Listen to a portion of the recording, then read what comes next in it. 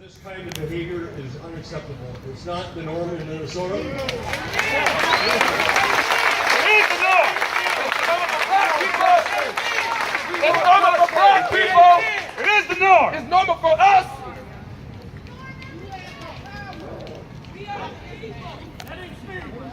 We want justice. He speaks all the time. Action. I promise that I will do everything, and my administration will do everything in our power. That's not our power.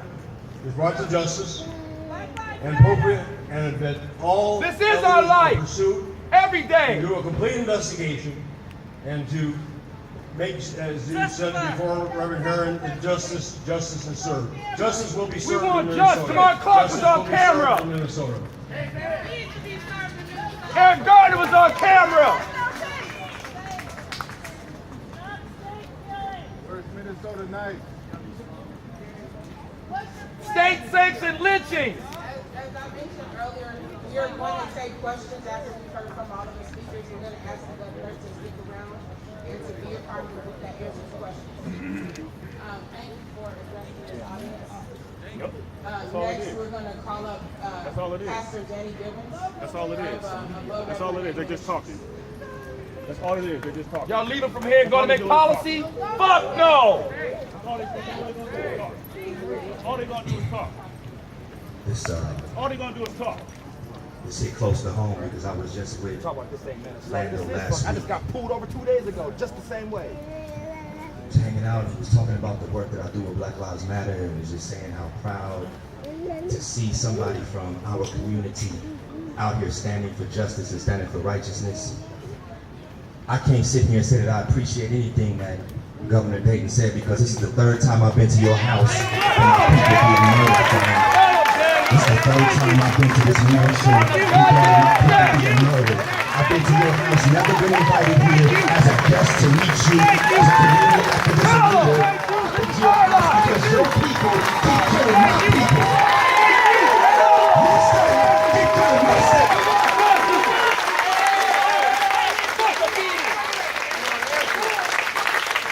Telling us you're gonna do something. I sat at the table with you.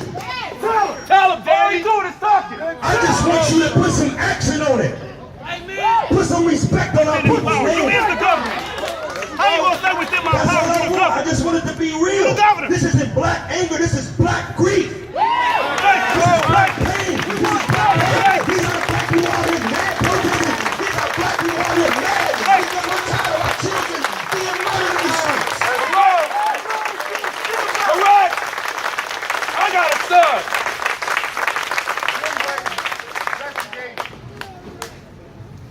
Not now, not ever. To all my St. Paul family out here, I promise you, That's right. I'm gonna do everything in my power.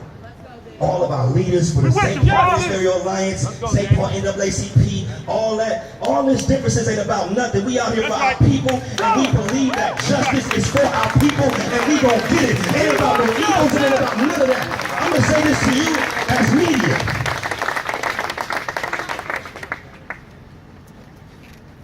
That's right. What if it was your son? That's right.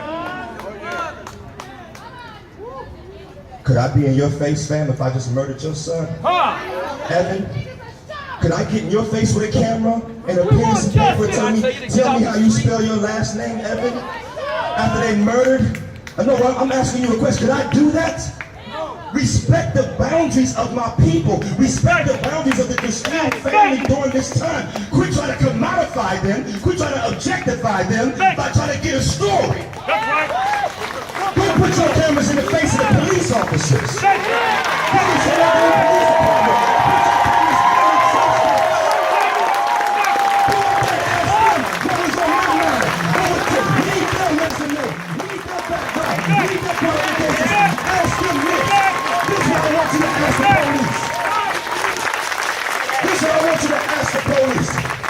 Did you go through the police academy training?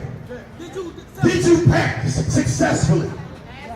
Did you submit a resume with all of your character flaws and defaults and everything and all of your strengths, talents, and abilities, and did they hire you? Did you sign up and apply for this job? If you did, I don't want to hear nothing about no fear, being cowards. In registration, the officer let off shots. Not one shot, not 2 shots, not 3 shots, not 4 shots, but 5 shots for no reason. How can one man put his hands in the air and reach for identification at the same time as he is telling you that he is armed? He was having difficulty. It was in the holster in his pants when they removed him from the car, as was his wallet in his back pocket. They did not check for pulse on the scene of the crime. They did not make sure that he was breathing.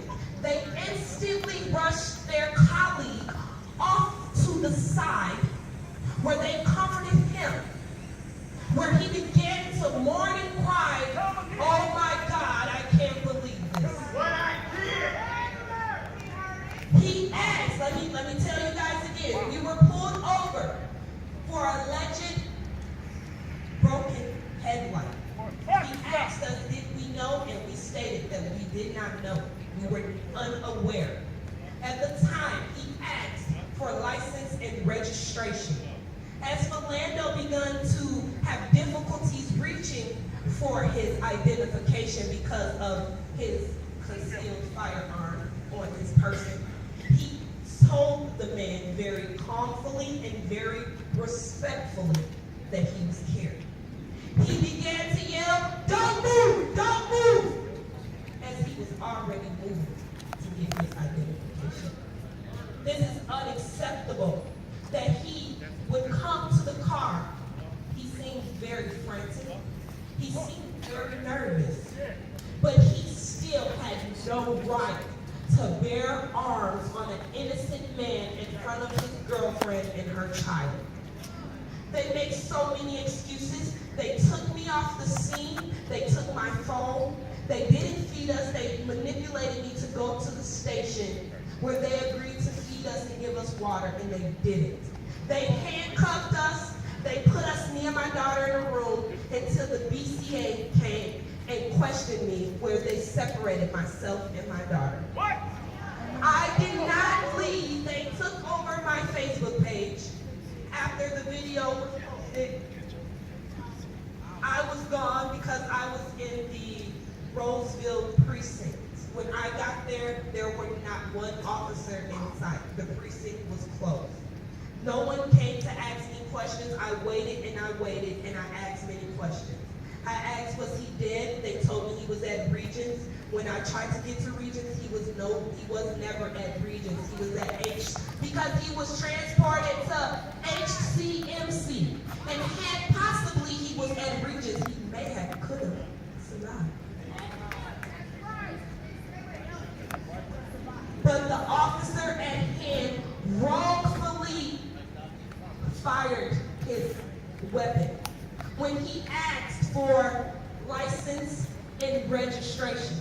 If it's okay for a community to be concealed with license, why is it okay for an officer to bear arm for no reason when stating out of his mouth, I have a firearm? He volunteered that information. The officer didn't know. He didn't know that he had a firearm until he had difficulties reaching in his right pocket to get his wallet. I was treated like a criminal. I was treated like I was the one who did this. They were very, very racist towards me. They treated me like this was my fault.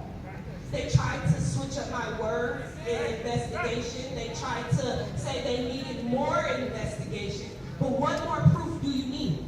What more proof do you need? Your officer bare armed on an innocent man for asking for a license and registration. He was crying. He was frantic and very, very nervous. As you guys seen on the video, I was not able to get the actual shooting because I did not want that horrible act to be on social media because they already tried to remove it. I just wanted the truth. I wanted everyone across America and everyone in our city, our state where we reside, to know that our people, police, who are supposed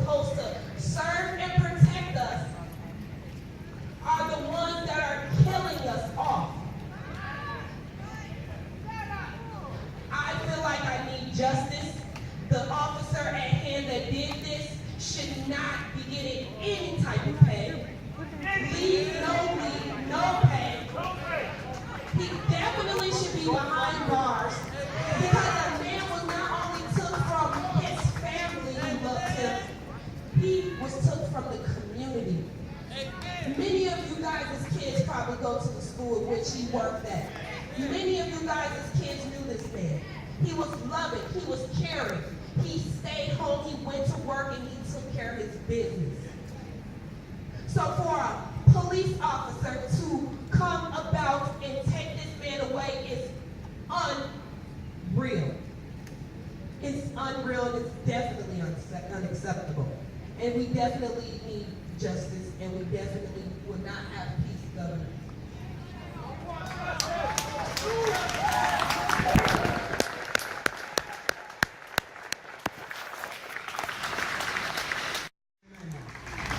All right? What was his crime? Being black? Is that his crime? Guess what you just took from the students in St. Paul? Guess what you just took from them kids? You took a positive role model. We don't have enough black role models in St. Paul public school system. You just took it from us. You took it from us. With cash out. You can't tell me you're scared of your life because the man had his seatbelt on. All right? I'm standing here 6'3" right now. I'm a threat to you. I don't have a gun. I have an education. I'm a threat to you. I'm a threat to you, man. That brother was a threat. He was not a bad person. You ain't got a criminal record. Y'all can't even find his finger. Y'all can't even find his finger. You took him away. I just want to share something with y'all. I recruited the brother to do a photo shoot. And he was like, you know what? I need him to have a child. Like, I don't have any kids here. I'm going to use my girlfriend's daughter. So when you look at this video, I see this little girl who's going to use in this photo shoot for the district. Witness him get killed by the same people who are supposed to protect us when we have a problem we need it. We don't need y'all. How about that? You're going to kill us, bro, y'all go somewhere else with this. All right? And if you're scared to be in our neighborhood, get the fuck out of our neighborhood.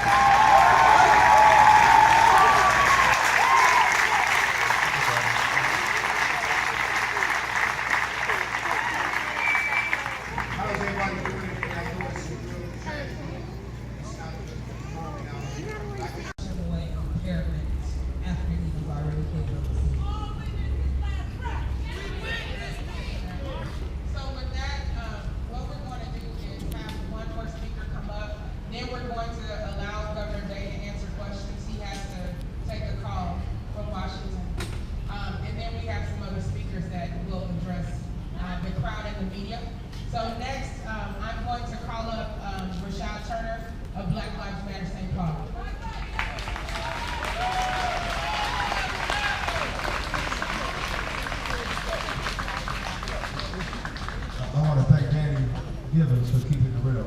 You kept it so real, I don't have too much more to say other than this is the same governor who's been in office for years. The same governor who's called us terrorists, told us that we were inappropriate, so I don't believe nothing he has to say. I might have just lost a few votes, but I don't give a damn because I'm tired of sitting back, listening to you as a white supremacist tell us our lives don't matter, right? These are your officers under your payroll. Do something about it. It's peaceful right now, but I promise you, it will not just be peace and chance. We're gonna get tired of it. I'm tired of it. I woke up to a text this morning from a friend whose daughter said, that baby's good to us in school. Right? This little baby girl right here, I lost my father when I was 2. Her life ain't gonna be the same.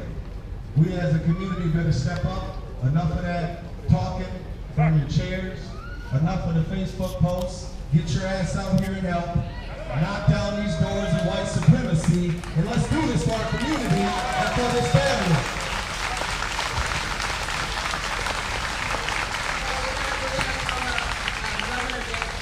Before he has to head out to answer some questions from the media. I will meet with the press later on. I don't think I want to interrupt what's going on here. Apologies if I went to water for the story last night. I'm sorry I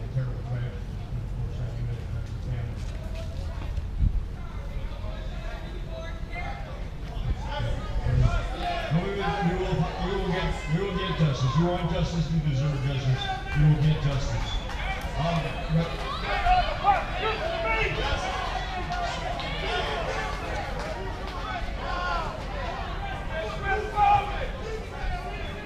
Okay, so at this time, the governor has decided that he's not going to take questions. I'm not sure if he will be available later on, but we are going to continue with this press conference. Is that all right? Yeah. We continue with this press conference. Yes. So next we have Reverend Charles Gill from Pilgrim Baptist Church, St. Paul. Good morning. This is yes. To the family, I saw the video. There is no reason as to why what happened should have happened. There's no reason for that. I'm standing here before you as pastor of this community, Pilgrim Baptist Church, also president of St. Paul Ministerial Alliance. Everything that has been said, all I can say is amen to that. There have been divisions, but on this matter, there cannot be division at all. As a nation, we have come together and we celebrated this great day called Independence Day. My question is, for whom? For whom? Within the same week, not even 7 days later, we have 2 African American men killed. This does not make sense whatsoever. And so we have to ask the question, what in the world is going on? There is one continuous phrase that is uttered every time there is a killing like this. Because ordinarily, you see the police sometimes come out and riot here. Sometimes they use pepper spray. I know because I've been on the other end of it when I was in Ferguson. And also at the same time in front of the 4th precinct for those 18 days. Sometimes police escalate tension unnecessarily. But in this case, the chief of the St. Paul Police, who really just took office, for real change in the state of Minnesota, across this nation, and across this world. You are and we ask all this in the matchless mighty name of Jesus. Amen. That was like a mini sermon. I did not plan that. I just had to. Woo! Lord, God is good. So next, I'm actually I'm going to call up the Reverend because we set the stage for that. And then we're going to hear from Asia Brown. It wasn't intentional, but we have to move with the spirit. So we have Rob Eller Isaac.